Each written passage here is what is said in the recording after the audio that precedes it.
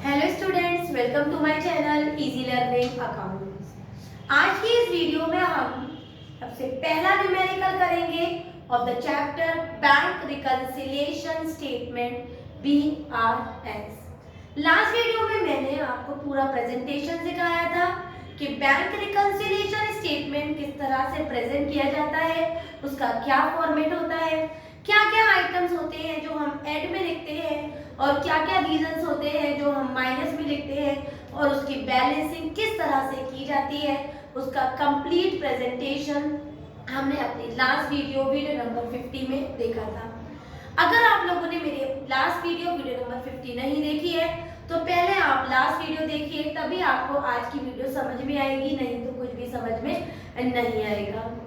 Last class में ही बच्चों मैंने आपको बताया था कि हमारा जो बैंक रिकंसिलिएशन स्टेटमेंट होता है ये वो स्टेटमेंट है जो बैंक की पासबुक और हमारे पास कैश बुक जो है उसके अगर बैलेंस में डिफरेंस आ गया है तो उसको रिकंसाइल करने के लिए, ठीक करने के लिए जो हम स्टेटमेंट बनाते हैं for a particular day account holder बनाता है, this is statement is known as bank reconciliation statement. इस स्टेटमेंट को हम चार पार्ट्स में पढ़ेंगे। दो पार्ट्स होंगे एज पर कैश बुक के और दो पार्ट्स होंगे एज पर पासबुक के।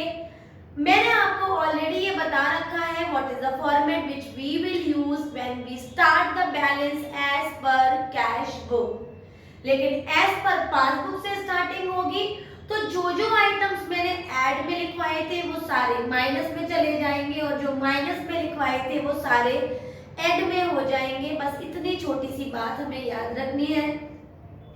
आज हम अपना पहला कॉन्सेप्ट पढ़ेंगे, उसके पहली कंडीशन पढ़ेंगे, that is debit balance as per cash book.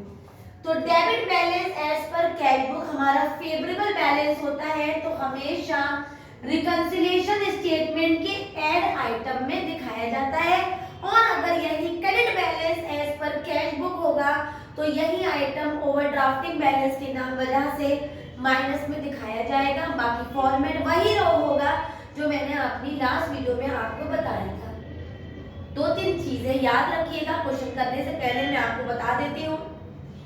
जब भी question as per cash book से स्टार्ट होगा तो हमारा हाई कंसंट्रेशन केवल पासबुक पे होगा। अगर हमें लगेगा कि हमारी पासबुक बढ़ गई है तो वैल्यू को हम ऐड में लिख देंगे, और अगर हमें लगेगा कि जो रीजन दिया है उससे पासबुक कम हो गई होगी, घट गई होगी, तो उसको हम माइनस में दिखा देंगे। इतना छोटी सी बात बस हमें याद रखनी है। मैंने एक फॉर्मेट भी बना रखा है specially for the debit balance as per cash book. सबसे पहले लिखेंगे debit balance as per cash book, amount आएगा प्लस में, इसको मैं ऐड भी लिख सकती थी। और उसके बाद जो आइटम्स हमारे ऐड में जाने थे अकॉर्डिंग टू द फॉर्मेट उसको हम प्लस के कॉलम में लिखेंगे या ऐड के कॉलम में। जो माइनस के कॉलम थे उस वैल्यूज थी स्टेटमेंट से उनको माइनस में लिखेंगे, दोनों को ऐड करेंगे और ऐड करने के बाद फिर देखेंगे कि अगर यहाँ की बैलेंसिंग फॉर एग्जांपल 5000 आई बेटा और इधर की बैलेंसिंग 4000, तो क्योंकि हमारे पास ऐड में 5000 है और जाने में 4000 तो मेरे पास 1000 का बैलेंस बचेगा, और बैंक के लिए वो पैसा बचना उसे क्रेडिट बैलेंस कहते हैं। तो एंडिंग हो जाएगी credit balance as per passbook, जो कि ऐड कॉलम में हमेशा दिखाया जाता है, फेवरेबल होता है। याद रखिएगा debit balance as per cash book, हमारा जो डेबिट है कैश बुक का वो पासबुक का क्रेडिट होगा और जो पासबुक का डेबिट है वो हमारा क्रेडिट होगा। अपोजिट रिलेशन होता है कैश बुक में और पासबुक के प्रेजेंटेशन में। अब एक न्यूमेरिकल करेंगे on the base of debit balance as per cash book. मैंने एक क्वेश्चन लिखा हुआ है, question number 5, TS Grewal 2020 page number 12.44 of the debit balance as per cash book. Question है हमारे पास, cash balance shows the balance of ₹12,500 on comparing with the passbook following differences is noted। ये 7 differences हैं, एक एक करके रीड करेंगे और बैंक रिकंसिलिएशन स्टेटमेंट में उसको दिखाएंगे। मैंने फॉर्मेट बनाया हुआ है, ऊपर दिखाया है bank reconciliation statement as on, जो भी डेट होगी हम वो डेट लिखेंगे। पर्टिकुलर, ऐड और माइनस के दो कॉलम बनाए हुए हैं, टोटल 3 कॉलम। और हेडिंग में लिखा हुआ है debit balance as per cash book, जो कि क्वेश्चन में हमें 12,500 गिवन है। Debit balance as per cash book हमेशा फेवरेबल होता है। अगर ओवरड्राफ्टिंग होता तो ओवरड्राफ्टिंग नेम क्वेश्चन में ऑलरेडी गिवन होता है।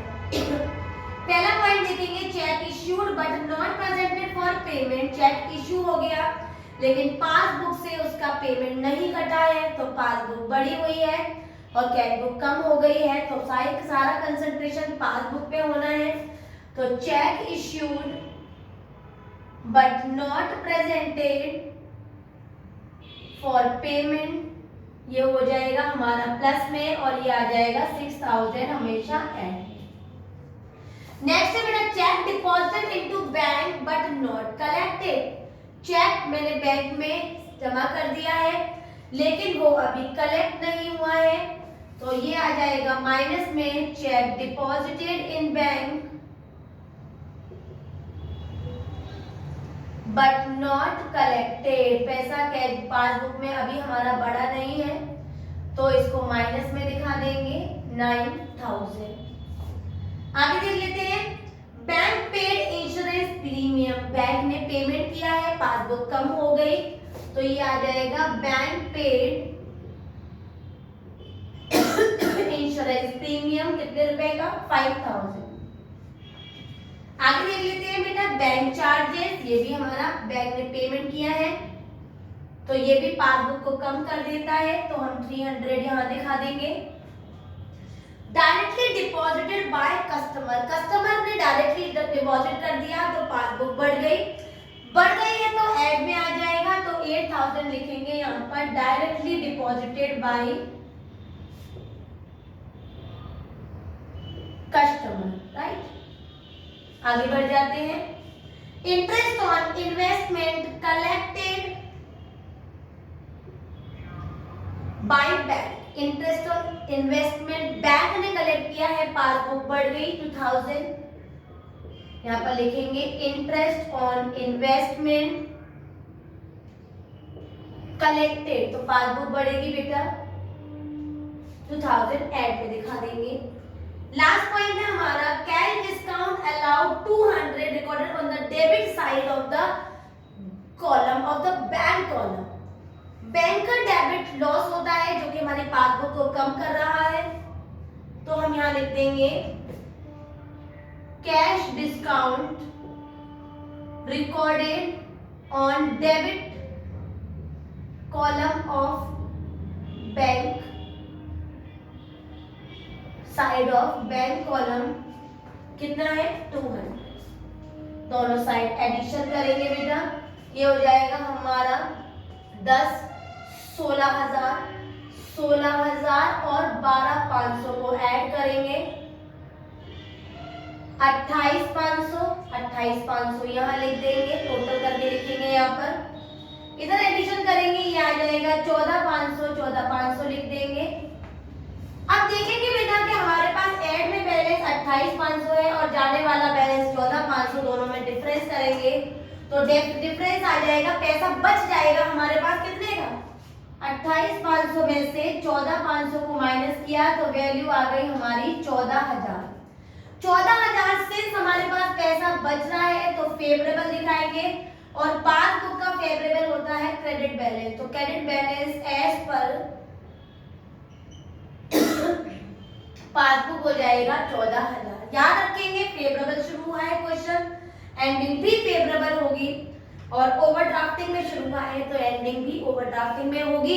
ये एक बार को चेंज हो भी जाए लेकिन ये चीज कभी नहीं बदलेगी कि स्टार्टिंग कैश बुक से है तो एंडिंग पासबुक से, स्टार्टिंग पासबुक से है तो एंडिंग कैश बुक से होगी। ये फॉर्मेट था, हमने पढ़ते चले गए, जहां जहां पासबुक बढ़ी वहां ऐड में लिख दिया, जहां पासबुक कम हुई उसे माइनस में लिख दिया और बैलेंसिंग किया, और इस तरह से हमने बनाया debit balance as per cash book का न्यूमेरिकल समझ में आया हो, सारे पॉइंट क्लियर हो गए हो। कोई भी पॉइंट अगर आपको क्लियर ना हो बेटा तो जरूर कमेंट करके बताएं, मैं उसको जरूर सॉल्व करूंगी। वीडियो अच्छे से क्लियर हो गई हो, एक एक पॉइंट आपको आ गया हो तो मेरी वीडियो को लाइक करें, शेयर करें और मेरे चैनल को सब्सक्राइब जरूर करें। Thank you.